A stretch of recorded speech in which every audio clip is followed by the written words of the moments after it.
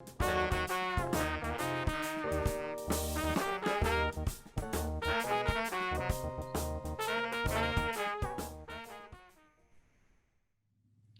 afternoon. My name is Connie Butler. I'm the Chief Curator of the Hammer Museum in Los Angeles, and I'm joined by my colleague, Michael Darling, and we are here to introduce some really exciting guests today as part of a studio visit with Andrea Bowers. Michael and I have been working on an exhibition of Andrea's work together for the last couple of years. The show will debut in Chicago in February of 2021 and then come to Los Angeles in May and run through the summer. I think I can speak for Michael a little bit when I say that for both of us, Andrea is an artist who comes from deep within our both of our pasts here in Los Angeles. We have both known Andrea as an artist and a colleague and friend for nearly 30 years, actually. And though Andrea is born in Ohio, she, I think, is absolutely one of our most important artists here in Los Angeles, and we really consider her a kind of towering figure in this community. So we're really excited about the exhibition, which will cover almost 25 years of work. It's a survey exhibition of Andrea's work, and for me, she's one of the artists who is really at the forefront of representing what I think of as sort of the legacies of feminist art and 70s feminist art practice. And in particular, the very important, maybe the most influential kind of impulse that comes out of that history, which is collaboration and activism and community-based social practice. Andrea, I think, is best known at this point for the work that she does deeply embedded with communities from feminist communities, immigrant communities, Native American activist communities, which we're going to hear about specifically today. And this has become part of her, I would say, the kind of foundational part of her work as a storyteller. I think of her really as a great storyteller of our time. She also happens to make very beautiful objects, many of which will be part of our exhibition at the Hammer and at the MCA. But we wanted today to focus on this kind of activist and social practice aspect of Andrea's work because it's particularly relevant to this current moment. So with that, I will turn it over to Michael to introduce our really wonderful guests. Thanks, Connie. And yes, one of the things that's exciting about today is that Connie and I have been in the studio watching artworks develop over the years. But before Andrea even puts pen to paper or pencil to paper, paintbrush to cardboard, there's a lot of research that goes on. There's work with activists, there's work with scholars and thinkers. And then she tries to figure out how her art could help move along the initiatives and the interests and the concerns of those activists. And so today we get to peek behind the scenes of that work, that pre-work, that preparation, as Andrea talks with Dr. Kaitlin Reed. Dr. Kaitlin Reed is an assistant professor of Native American Studies at Humboldt State University. Her research is focused on tribal land and water rights, extractive capitalism, and settler colonial political economies. Her current book project connects the dots between the gold rush and the green rush, focusing on resource extraction and violence against indigenous lands and bodies. Dr. Reed is an enrolled member of the Yurok tribe in Northwestern California. And we're also really excited that we have a special guest today, which is Tokata Iron Eyes, the great activist who happens to be staying with Andrea right now. And so I will turn it over to Andrea and Dr. Reed and to Tokata. Thank you all for being here. Here we go. Hi, everyone. I'm outside here with Tokata. And this is Tokata Iron Eyes, the amazing activist and beautiful person who's currently going to school at, where are you going to school? Bard College at Simon's Rock. So we're all taking and teaching a lot of classes here right now. This is true. Let's see. So there will be a piece in the show about Tokata that Tokata and myself and our friend Tina, who's also here, and Lindsay, we drove, and Josh, Yes, and Josh. We asked Tokata to take us to her 5 most sacred places in South Dakota. And then she just spoke about those locations and the ideas that came to her head. And we, with Tina's beautiful Camera work. photography, Yeah. she was the director of photography, and Lindsay's amazing editing. Tokata told these beautiful stories, and so that will be in the show. And Tokata just happened to be here. So recently I was up in Northern California in an area called Trinidad, because there are a group of tree sitters up there called the Redwood Forest Defenders, and I was documenting their actions. They're fighting against a company called Green Diamond, who's doing large sections of clear cutting. And I knew that this was going on during coronavirus, and I just wanted to, just document some of what they were doing, just sort of bear witness to it. And in fact, I found out today from one of the activists that Green Diamond has, as of yesterday, began clear cutting again.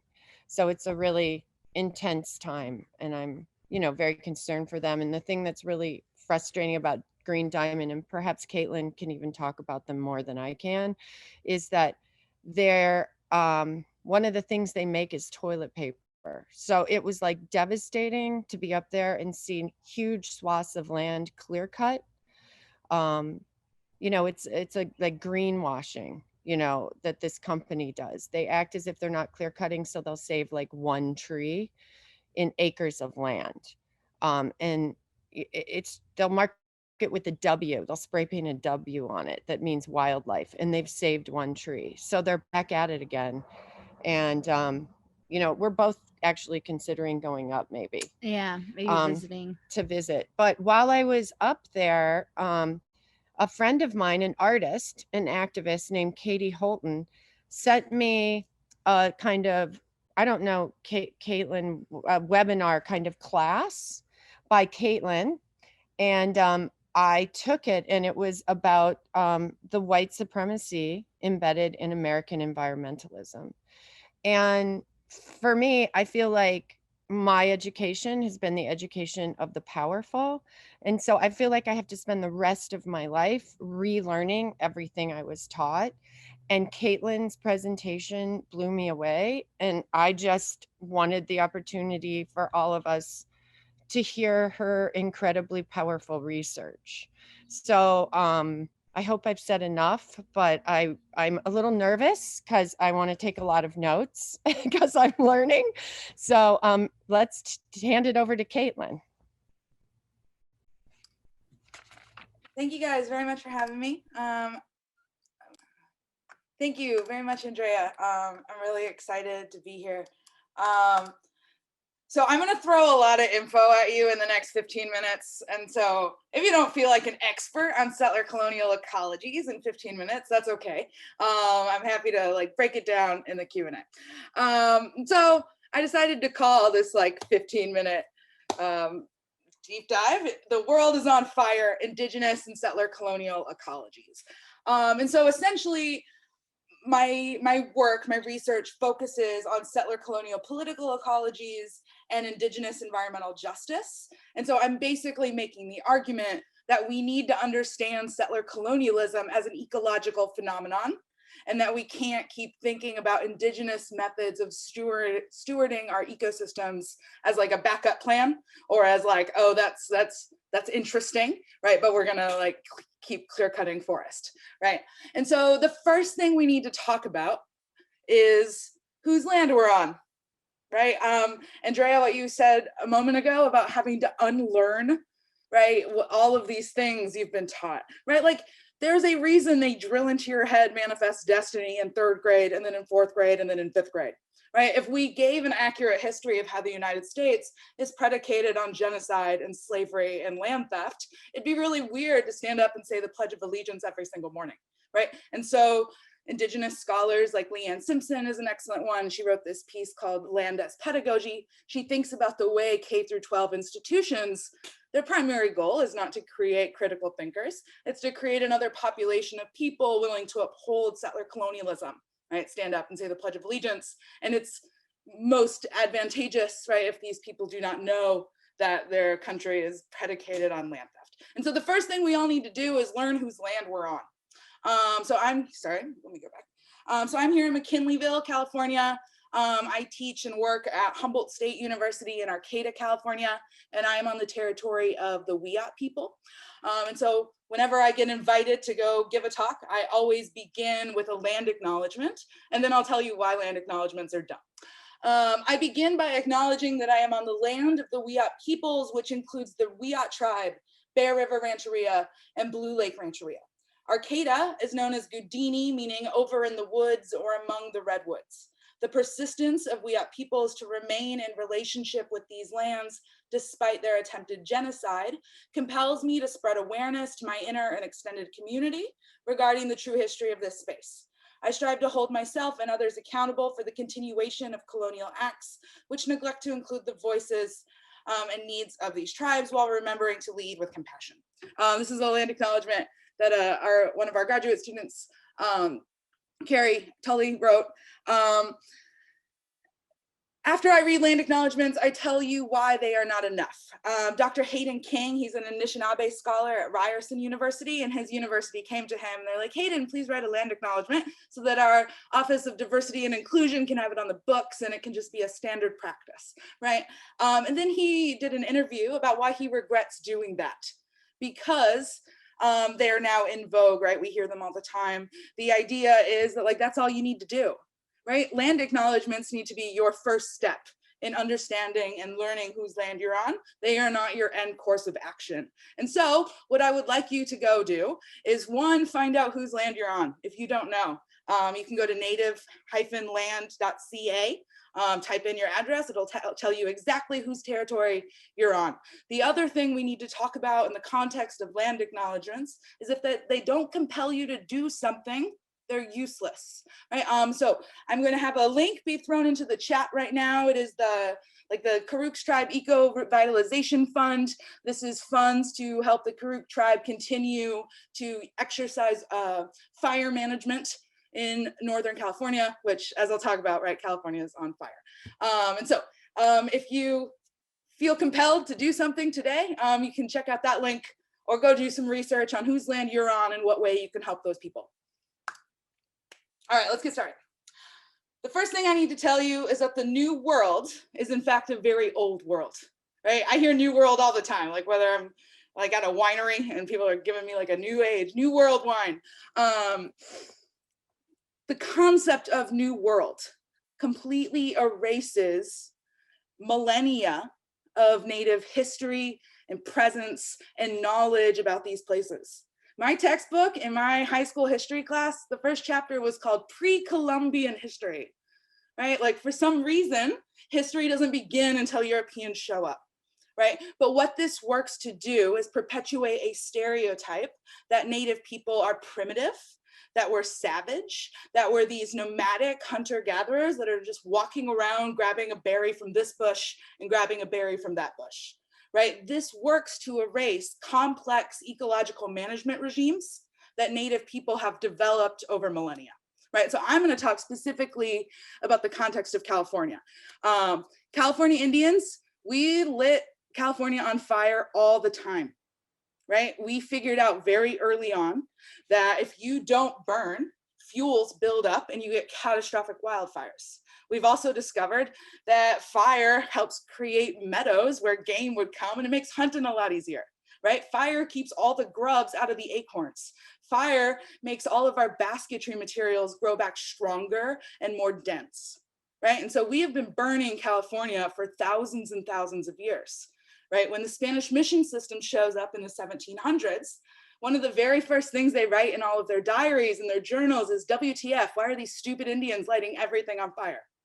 Right? They didn't understand the complexity of our land management regimes, right? And so they passed fire suppression policies. State of California created in 1850, they passed it in their genocide bill, like the bill that like sets up a system of Indian slavery and like creates the militia system, right? There's also a clause in there to suppress all fire, right? And then you hit the Forest Service in 1910. And what do they want? They want timber, right? So they're not thinking about the forest as this interconnected complex system where you can get all of your sustenance from this ecology, right? You isolate a single species, which has been considered profitable, right? Timber, and so you suppress fire, you get Smokey Bear in the 1940s, right? And now we have catastrophic wildfires. And so I will return to fire, but I wanted to start off by telling you that this myth about Native people that you've been given your whole life, that we're these primitive hunter-gatherers, that we don't have roots or like societies, right? That is not true. That is used as a justification for our dispossession. Okay. And so land is really important to us. That's what this quote essentially means. We have different ways of conceiving and understanding land ideologically, right? And so land is important to us materially and metaphorically, because we are inextricably linked to our land bases. So the importance of our land stretches far beyond its role as space on which human activity takes place. For Natives, it is a significant source of literal and figurative power. Within Native studies, land has been theorized as the living entity that enables Indigenous life. So in short, it all comes back to the issue of land, right? Another way of thinking about this is put by Oren Lyons, the faith keeper of the Onondaga. What you people call your natural resources, our people call our relatives. This is very important to think about because natural resources have to be ideologically or socially constructed. Vandana Shiva is an excellent scholar. She's from India and she has written extensively on the creation of natural resources, right? Resource comes from a Latin word that originally implied life, a reciprocal relationship between humans and nature that didn't ideologically dissociate them. But with the advent of colonialism, you have the construct of natural resources. These are the parts of nature that require development so that they can become profitable, right? This creates a dualism between human beings and nature, wherein humans are no longer part of, right, but something that gets to control or determine, right, rather than being interconnected. One of the things I think is really funny about like settler colonial nonsense is that human beings think they get to decide what environmental law is. Like that's really like so absurd to me because ecosystems have their own laws and natural order about what you can and cannot do in that ecosystem. So for example, I'm from the Yurok tribe. Our people are from the Klamath River. When you take a bunch of water out of the Klamath River, you get the largest fish kill in American history, right? Like human beings don't get to decide what environmental laws are because our laws aren't natural, right? Ecosystems collapse when we follow the laws of humans. Okay, so I need to segue into settler colonialism and I'm gonna go quick because I realize I'm starting to run out of time. So you probably learned about imperialism at some point in your education, right? Colonialism, exploitation colonialism, think like Berlin Conference, 1800s, right? Kind of partitioning up of Africa, going there, grabbing your stuff, coming home, right? The idea isn't to like set up a new home, it's to like go extract wealth and bring it back, right? Settler colonialism, on the other hand, is about land, not about labor. And so Indigenous peoples are replaced by settlers, erased through genocide, assimilation. Right? Settlers are here to stay and land itself is the profit. And the singular goal of the settler is the elimination of the native in order to gain access to land. Right? We could have an hour-long lecture on just what settler colonialism means, but I'm going to give you the fast and dirty version and we're going to keep going. People tell me, oh, Kaitlin, I never learned about settler colonialism in school. And I say, yes, you did. They just didn't call it that. This is what they called it, right? I'm sure all of you can recite off the top of your head what this is, right? God-given right to land. They tell you this when you're very, very young, and they tell you it over and over and over, and they make you write it on a test, right? Does anyone have any proof of this? Like the transcripts where God said settlers can have all this, the text conversation, like a video recording?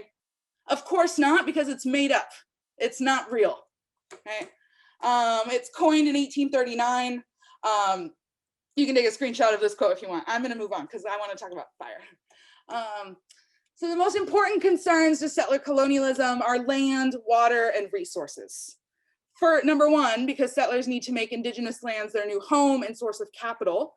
And to do that, you need to perceive of land in this private property framework, right? This restricts relationships between human beings and land, from one to owner and property, or owner to real estate. And then other forms of relationships to land get marked as like pagan, they get marked as like savage, uncivilized, primitive, that sort of thing. Second reason, the disruption of Indigenous relationships to land represents a profound violence. This violence is not contemporary with the arrival of the settler, but must be reasserted each day of occupation. This violence is important, right? Because we can think about material violence, right? Like when we're talking about Indigenous land dispossession, their knowledge systems are predicated around that particular landscape, how you feed yourself, how you construct shelter, how you care for yourself medically, right? All of these things are very geographically specific and local. And so to remove Native people, it's like not like you can go to Safeway, right? And so you see a lot of material harm and violence that takes place. But additionally, like our religions are tied to particular land bases. Right? Like we don't build a church wherever is convenient for human beings. Most of our sacred sites, they're actually really inconvenient to get to. And we don't get to decide where they are, right? And so it's also a cosmological violence. The second part of this second reason, right? It must be reasserted each day of occupation. This is getting at a very important argument made by Patrick Wolfe. He's an Australian anthropologist who has since passed, but he has made great contributions to the theory of settler colonialism. And what he argues is that settler colonialism is continuing and ongoing. It is a structure, not an event. It's like we think about it as like an event. Oh, it happened in 1492 and it's over. Actually, no, settler colonialism has to be re-perpetuated and reproduced every day. So every morning I wake up and Green Diamond owns the ancestral territory of the Yurok people, right? Settler colonialism is being reproduced. Every morning, Redwood National Park I wake up and they own the deeds to my ancestral territory, right? That's settler colonialism being reproduced. And what it is it's about elimination in order to get access to land. And so what I look at in my work is how ecological destruction, ecological contamination is what continues to do the eliminatory work of settler colonialism. So here's a chart. I'm going to go through it really quickly. Different forms of elimination, right? Like we know like sterilization and genocide, but also like cultural assimilation via boarding schools, representation, treaty status, etc. So I want to, and this is from J.M. Bacon's piece, Settler Colonialism as Eco-Social Structure. But I want to show you this table because I really like it. So here, Bacon is thinking about Wolfe's forms of settler colonial elimination, specifically through an ecological lens. And so my book is trying to expand on this work here. And so we see physical elimination occurring through the poisoning of our food and waters, the theft of our water, right? Like as Yurok, we're salmon people, like what happens when all of our salmon die, right? Cultural assimilation through the disruption of ecological knowledge, the imposition of Western ecological management regimes, right, as a political form of elimination, and then discursive erasure through the renaming and repurposing of our sacred sites, right? The fact that we call it Black Hills and not Pahasapa, right? And so why this is important is because we need to understand settler colonialism as an ecological phenomenon. If we understand the demographic transition that occurred during invasion, and we understand the complex ecological management regimes that Native peoples had throughout the continent, right? The genocide of Native peoples and the land theft of Native peoples constitutes an enormous, incalculable ecological transformation. The only way we wouldn't think about that as a massive ecological transformation is if we're not thinking about Indigenous people as being active managers of their ecosystems, right? And so I hear this phrase all the time. What is it? We got to turn back the ecological clock, right? My question is to what? To when this was a virgin, pristine, untouched wilderness? Because that never existed, right? Indigenous people have been stewarding these landscapes for millennia. And so I make the argument that if like we want to talk about environmentalism and we want to talk about ecological restoration, we necessarily need to talk about settler colonialism, the imposition of Western ecological management regimes, and land theft from Indigenous people. So let's talk about fire. As you guys all probably know, California is on fire, and we would burn California all the time. So here's four photographs. You can see a managed forest after a fire on the top. And then you can see an unmanaged forest that gets burned, right? It takes a lot of knowledge to figure out how to use fire management. You need to figure out where to burn, when to burn, how often to burn, at what intervals, how hot it should get, right? All of this is through experimentation. The other thing Native peoples often say is like, we don't just do fire management for human beings, right? When we would burn our landscapes every single year, every single season, all of the animals that live in our ecosystems learn the smell of smoke, when it's coming, they understand its schedule, they can identify different types of smoke, right? And then if we don't burn, they're not able to teach their young, right? And then like we see a ton of casualties, right? Let's see.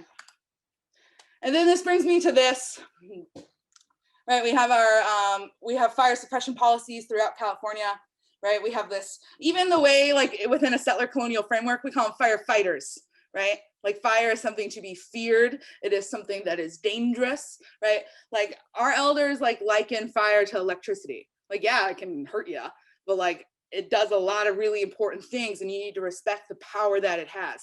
And so I wanted to recommend Carrie Marie Norgaard's work. She just wrote a book called Salmon and Acorns Feed Our People. It's amazing. Anyways, one of her chapters, she talks about the link between fire suppression policies and settler colonial violence, right?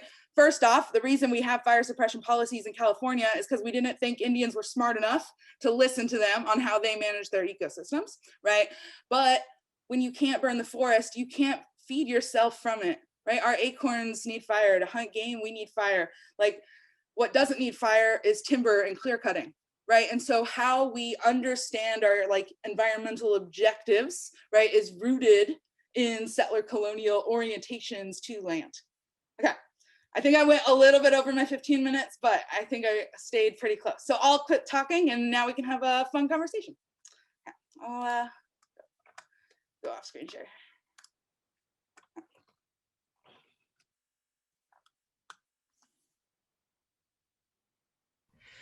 Kaitlin, that was incredible.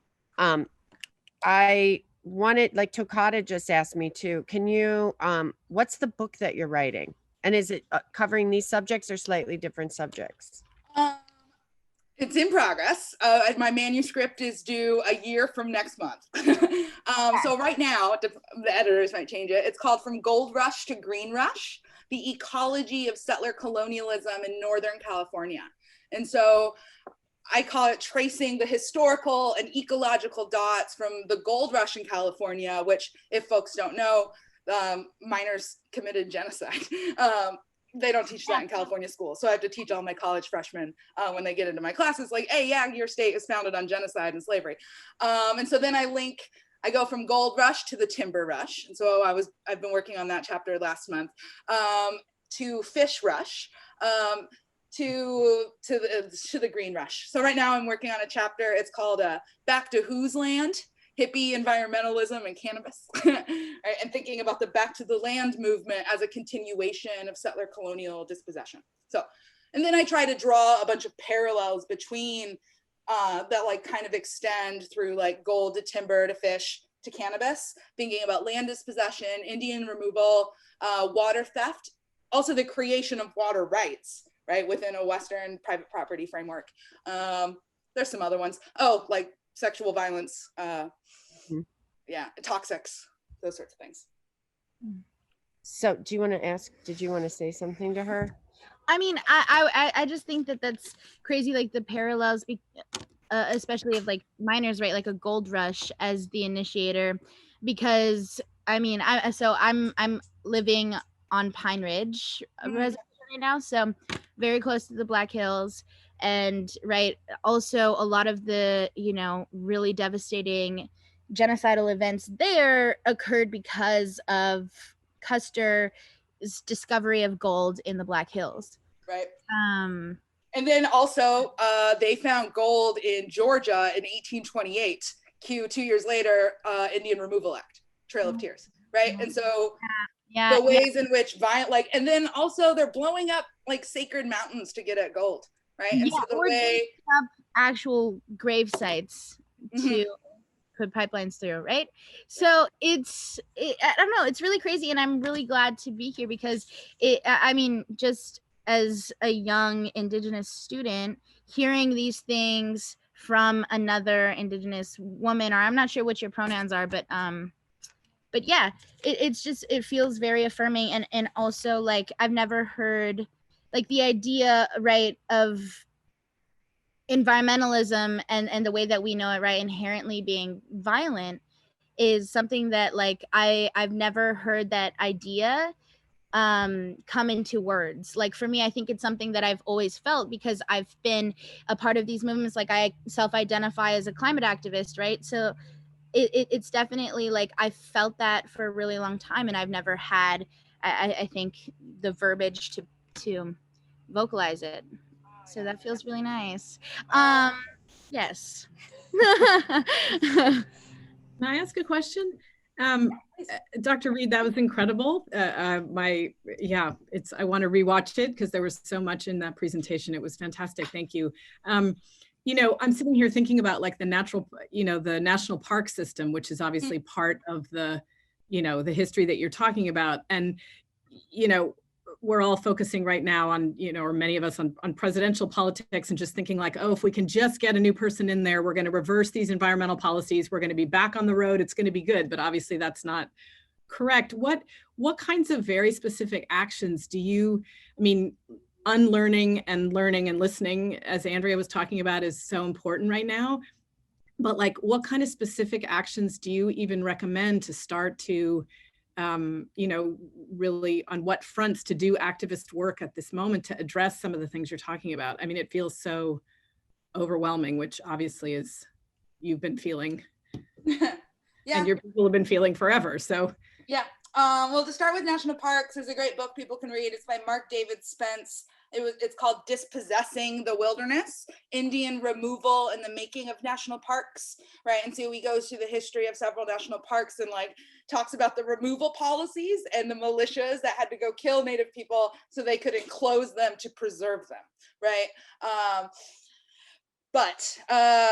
The first thing is like figuring out whose land you're on, right? Because the one like thing we get in school is that we learn about like Native American, right? That encompasses 570 plus federally recognized tribes. We all have different religions. We all speak different languages. We have different governments. We have different societies, right? Like that's like talking about like, oh, what are we going to do for like all of the Europeans, right? Like that's the kind of like diversity and scale that we're talking about. But I would say generally learning whose land you're on and like what are they fighting right now, because I bet you $10 there is something that they are trying to get done right now, whether it's preventing like oil from being dumped into their water system, whether it's like preventing a sacred site from being turned into another golf course, right? Like Native peoples throughout the hemisphere are like fighting that fight.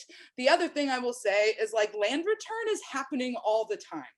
Right? We have such a difficult time imagining like what the world looks like after colonialism or after capitalism because we're not taught to imagine that. Right? Dr. Kutcher Risling-Baldy, she's the department chair of Native American Studies at Humboldt State University, and she always tells this story to her students, and I just think it's so accurate and useful. Like everybody knows exactly what they're going to do after the zombie apocalypse.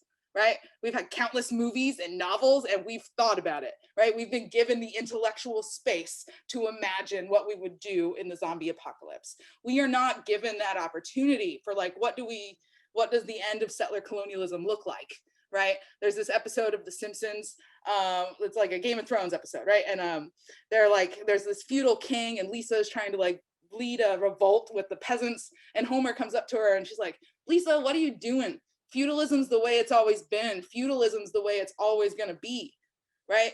What I tell people is that settler colonialism is ecologically unsustainable. It cannot exist in perpetuity, right? And so it's not if settler colonialism will crumble, it will fall, like when empires fall, right?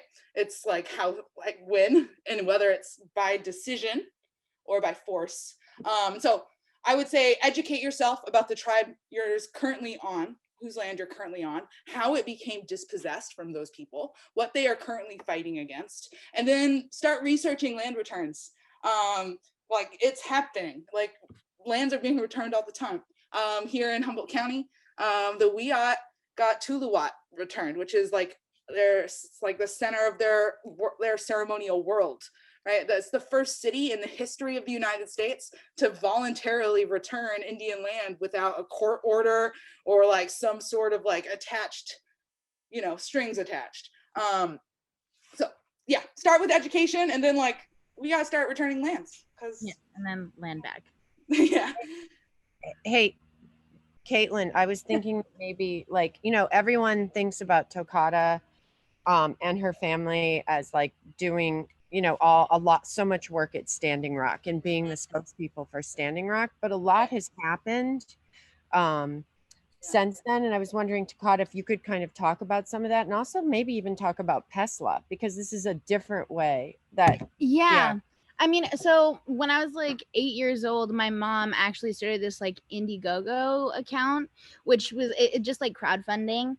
And they ended up raising through that platform, my mother and my father, who Chase Iron Eyes and Sarah Jumping Eagle. Basically, they started this initiative to buy back the sacred site called Pesla. And we ended up raising like over $1 million from crowdfunding, and also several tribes came together to pool some of their money to buy it, and now they're raising buffalo on it. And it's this huge spot of Peshla actually means like bald. It's like a bald spot, but it's this sacred site where there are no trees growing right in the middle of a national forest. And some little old white woman was just living there by herself, and she owned all of this land, which was an actual sacred site. Like it would be the equivalent of somebody like, living in like the Notre Dame and just like being like, actually this is closed and none of you can come and worship. But so we bought it back, and now it's ours, and she still lives there. But yeah, so that was the initiative that sort of I think is when my parents became especially adamant on making sure that I knew my own history, because I was going to school like primary school. I was going to all of these for my elementary school, I actually went to this place called Custer Elementary, which and yeah, it's really crazy. So like I was living two polar like opposite existences by the time I was like 5 all the way to 11, and then I moved to a reservation. So I moved to Standing Rock, and that's when when I was 11 is when the pipeline project was proposed. Yeah, so then immediately, my family caring about our water became involved, right? And my dad was always telling me, like, ever since I was young, he's just like, you have so much potential, you have to do something with it. And then middle school me decided to take part in this social media campaign called Respect Our Water to get the word out about it. And that's kind of how I started. And then, as I got older and I just started educating myself more, I became like aware, right, of the global climate crisis and how directly, right, the industries that were so terrifyingly impacting my own community and had been harassing us for millennia, right, or not millennia, but a long time. Yeah, long time. Right, these are the same people. It's the same industries, the same corporations causing this global crisis. And now I'm luckily in a school where I'm getting to learn more and more about, right, the more intricate parts of these very grand ideas. Talk about like the actions you just did. Yeah, so I just helped. It was actually this group of young Indigenous women from Pine Ridge decided to organize a rally on the 4th of July this year. And they asked for my help in planning it, and we ended up actually shutting down highway. I watched that live. Yeah. leading up to when who was Yes. speaking So about Donald Mount Trump Rushmore? was attending this fireworks show at Mount Rushmore, which is everyone knows, right? It's the four heads on this big mountain in the Black Hills. Well, what no one talks about is that that is also a sacred site. It's called Tunkashila Shakbe, and which means the six grandfathers, and it's this beautiful mountainside. And if you would just look at the other side of the mountain, you would see how grand it is. It's like these rock cathedrals, and on the other side of this mountain, there's just this weird bald spot of rock with four white people's faces on it.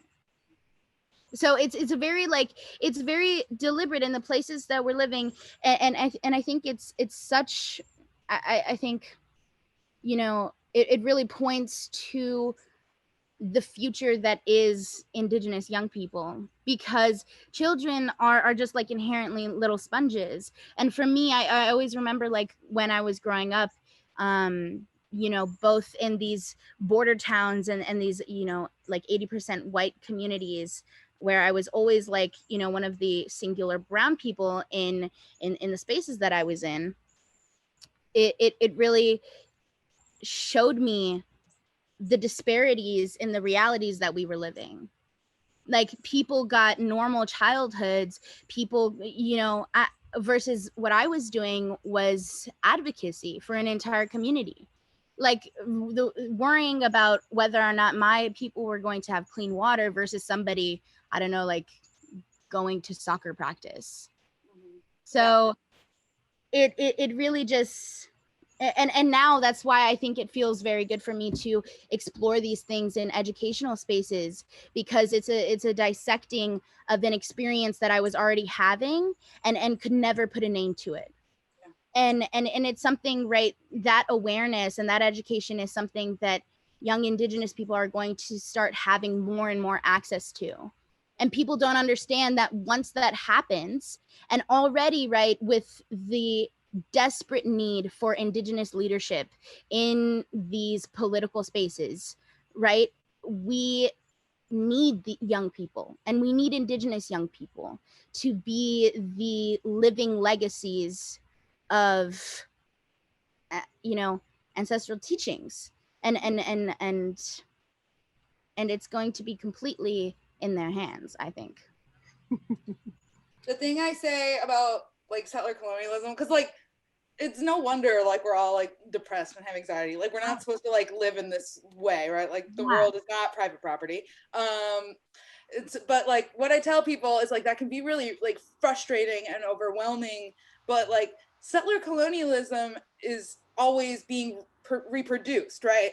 That means it's never actually complete. Like Native peoples haven't been eliminated, right? Like, yeah, they made it like almost all of the way there, but like they failed. You know, like we're still here. And so like I'm like young and not patient. And like I want to see it collapse now, but like it's crumbling.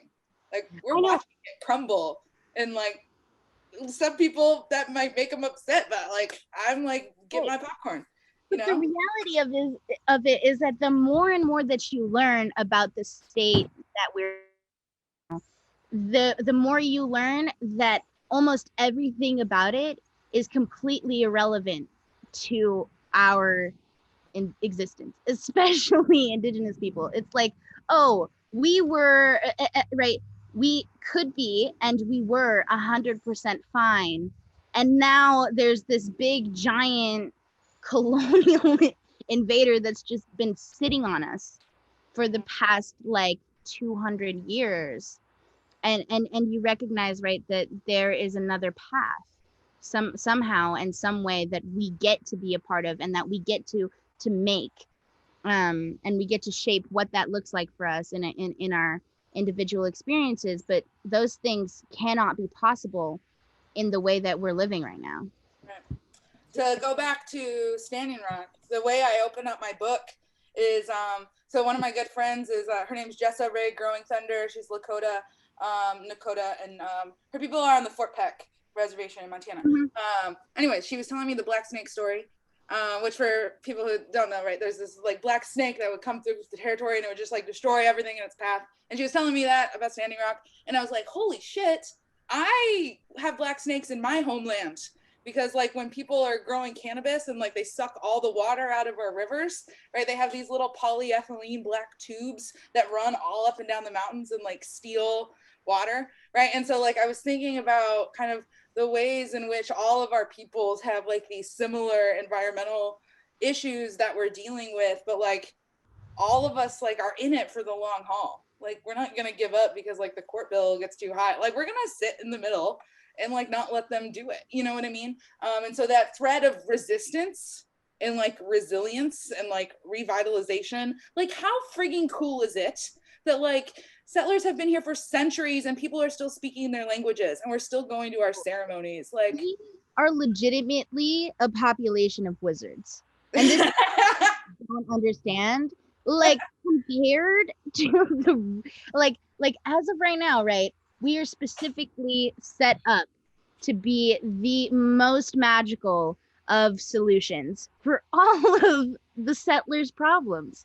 It's very, very visible and obvious. And it's just that no one's deciding to pay attention yet. yeah. There's a question I'd love to pose to Dr. Reed and to Tokata, which goes back to what you were just saying, Tokata, in a way, but also what Dr. Reed was saying about the misinformation that starts so early in American education. Are there some meaningful initiatives or advocacy going on to change textbooks that you know of that would be good for folks to look into? Well, I know Trump is talking about the pro-American curriculum task force. So opposite direction. There's been talk about getting the mission project out of California schools for a really long time. Because they're essentially asking children to like construct a concentration camp. I get asked to review like textbooks and stuff, and I just got sent one like a couple months ago for like a middle school social studies class about the gold rush, and oh god, it's still like they can't get out of the tropes of like miners were individual brave heroes, right? What I tell people is, because people tell me, they're like, Kaitlin, we can't tell young children about violence, right? That is not true, because I ask all of my students to raise their hand who read The Diary of Anne Frank, right? Who read Night, right? It is not as if we don't want to teach children about violence. We teach them about violence where the US gets to be the hero of that narrative, right? Like we stormed the beaches of Normandy, right? Like, yeah, we're going to teach them about the Holocaust. We saved the day, right? And it's geographically distanced, right? Like there is no solution to like the Native American genocide. The state of California emerged from it, you know, like, and then we still have you say the Pledge of Allegiance. So I think at a fundamental level, the function of a public school system in a settler state is to reproduce populations of settlers, right? And so like you can make some tweaks, but like what we're really talking about is the fundamental mission of that educational institution. I don't know being in Northern California right now and knowing about Green Diamond, have you done any research? Because I feel like one of the evilest things right now is greenwashing. Can you talk at all about that, or do you have an opinion on that at all? Can you I've heard like green grabbing. I'm not sure if green washing is referring to the same thing. Can you explain a little bit? So like when you go to Green Diamond's website, they like present themselves as environmentally friendly companies. Used to be these timber companies were just like, we own this timber, we're taking it down. Now they're like, oh, we're so good to the environment and we make environmentally friendly products that we can sell you for so much money. When in fact, they're clear cutting. They're doing the same thing, but they're just like what people are calling greenwashing. So I was wondering. Yeah. I'll leave you guys with an argument that's made by Deborah McGregor that I absolutely love. She's an Anishinaabe scholar and she thinks about Indigenous environmental justice.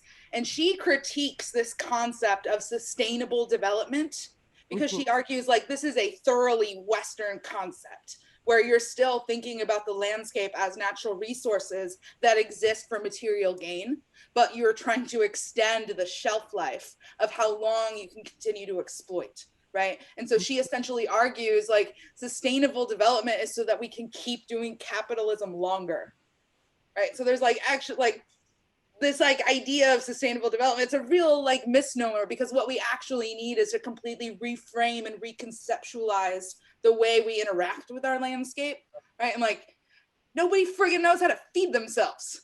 Right. Like we're all useless. Like once our supply chains get cut, like, which is gonna happen, right? Like nobody knows like what to do, right? And so I make the thinking about education, right?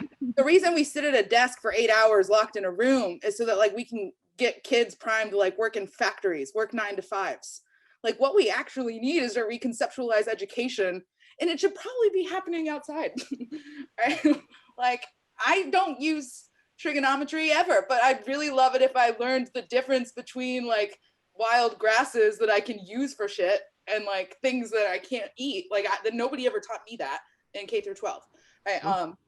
So I will say sustainable development's not real. Well, I know this is a conversation that we could keep going on and on with. It's amazing material, and Dr. Reed, obviously you've put so much thought into conceptualizing this in Tokata. It's so great to hear your thoughts as the next generation pushing these ideas forward.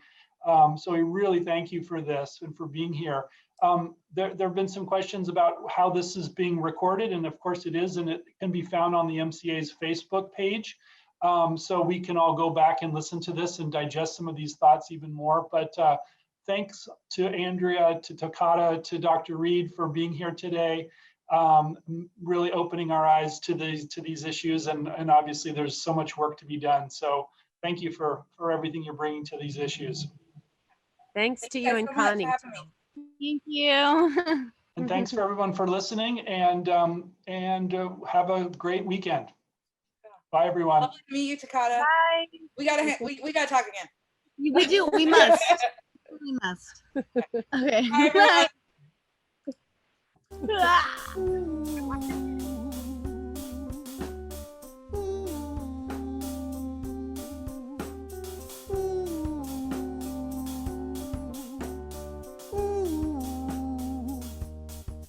One summer day, she went away. She gone to left me. She gone to stay. But now she gone and I don't worry. Y'all sitting on top of the world. Worked all the summer, worked all the fall. I had to leave Christmas